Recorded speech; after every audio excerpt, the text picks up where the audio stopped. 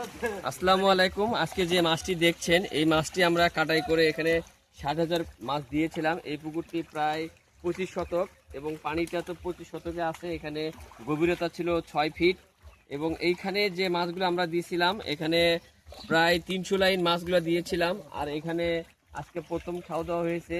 তো এই খেয়েতে প্রথমে প্রায় ৩০ মণ মাছ আমরা আজকে বাজারে দিব।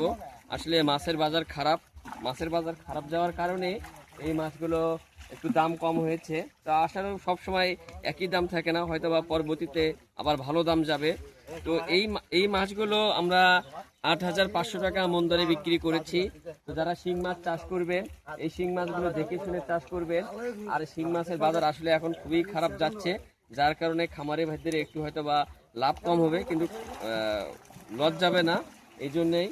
আর এগুলো আসলে একবারই চাষ না, এগুলো দীর্ঘমেয়াদী চাষ করতে হবে, তাহলে একটু সফলতা আসবে। আর এই জন্যেই এই ভিডিওটি করা। একালু এটা নাও।